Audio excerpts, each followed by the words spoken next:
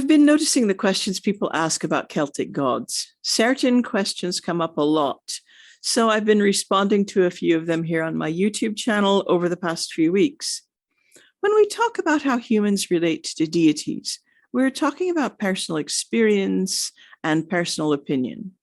My opinions in this video are based on my experience of being a Celtic polytheist for about 40 years and hearing about other people's experiences along the way. Even that doesn't give me the right to tell you whether your experiences are right or wrong, true or untrue. If this video helps you, that's great. If what I say doesn't feel right for you, then keep looking for your own answers. Last time I talked about patron deities. I actually found it hard to separate out the question of patrons from the question of making vows, but I didn't want to make that video too long, and I think it's worth looking at the two things separately, but I might repeat some things from last time, can't be helped. For many people, these two ideas are heavily linked. You find a patron deity and then you make vows to them, or maybe a deity becomes your patron because you made a particular set of vows. I don't think either of those approaches are wrong, but I do think that there's room for some more diversity than that in how we do things.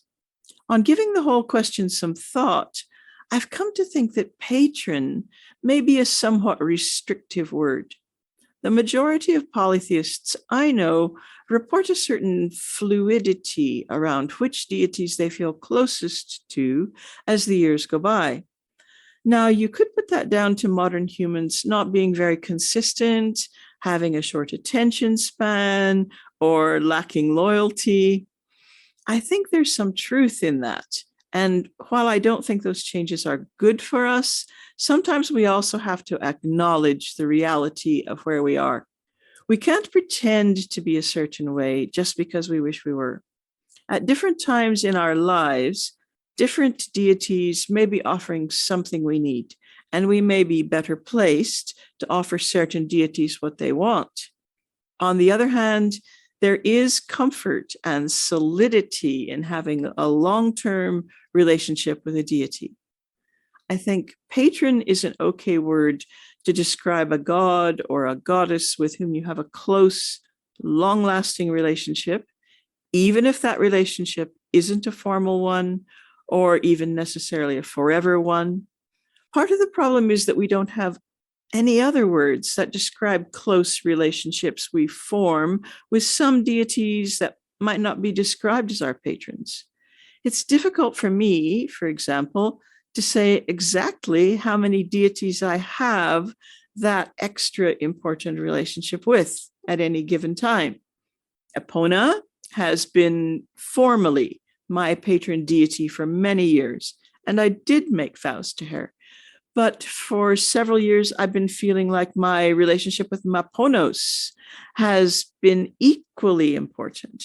However, I haven't made any vows to him, and I don't generally call him my patron unless it's just like the quickest way to convey to someone that he's very important to me. I'm not really sure why I haven't made any vows to him. Maybe it's because I've realized just how enormous it is to make a lifelong vow to a deity. And I've also realized that new deities will come into my life sometimes and become important, and it's hard to predict whether that will be permanent. The vows that we have the most experience of in the modern world are marriage vows, so it might be worth using them as an analogy. If you'd like to delve a little deeper into the topics in my videos, you might enjoy taking one of my online classes.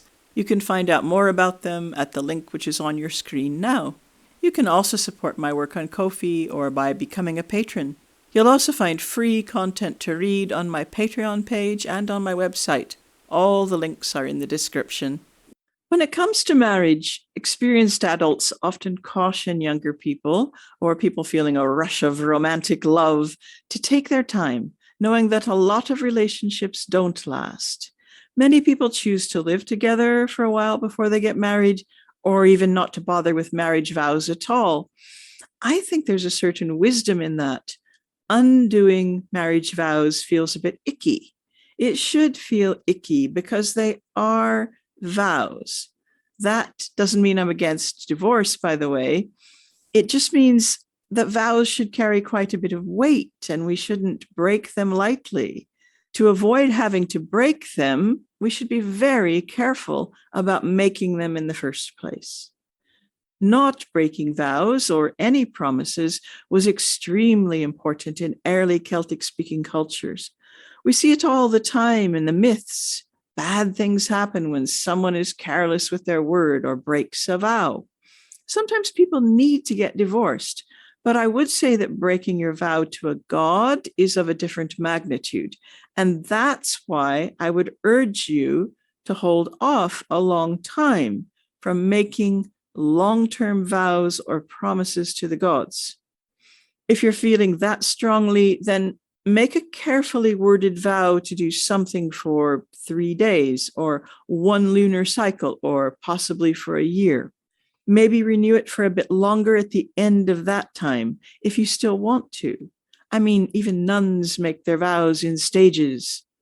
Breaking vows to deities can have real, long-lasting consequences, possibly much greater than having to divorce some guy you married in too much of a hurry. Now, none of this is meant to scare you. And if you're watching this and you're very young and you've already made a vow to a god that you haven't kept, or that you're finding it difficult to keep, yeah, you'll probably be okay. I would suggest simply saying to that god or goddess that you now see that you weren't ready and that you respectfully ask to be released or something like that. You might have some ground to make up with that particular deity after that. You might not be able to patch things up at all. But I think deities know when we're not mature enough to be making the vow in the first place. You're not going to be doomed to some terrible punishment, as far as I know, but it's not nothing either. And that's why I suggest not making grand or permanent vows in a hurry, or because you got carried away, or because your friend did it. Never make a vow to a deity because you think it will increase your standing with other pagans, or because you want to be able to say, I belong to this goddess because I've made a vow. I think it's also wise to be specific in your vows. You don't have to vow to serve a deity or do their bidding. My vows to Epona are to honor her without fail at every full moon. It's a firm commitment and I keep it. The other vow I made was that my altar to her will be in a conspicuous place. When I had a farm, the feed room in my barn was the place where I tended to meet vets and delivery people and friends and casual visitors. And that's where my altar to Epona was, right in plain sight. Interestingly, very few people asked me about it, although I saw a few cowboys giving it the side eye over the years. Now it's just in my front room because that's where visitors come. Sometimes I even put it behind me in videos. A couple of years ago, I made a short-term vow to Ogmios that I would make an offering at every new moon for a year in return for some help I needed. I found the terms of that one a little more difficult because of where I had to leave the offering. I won't go into that, but I'm glad it wasn't for life.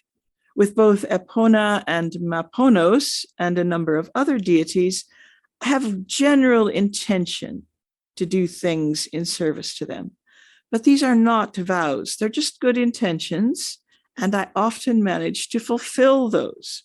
I don't do it in order to sort of be in credit with the gods, but I sometimes realize that I probably am, and that's a good place to be.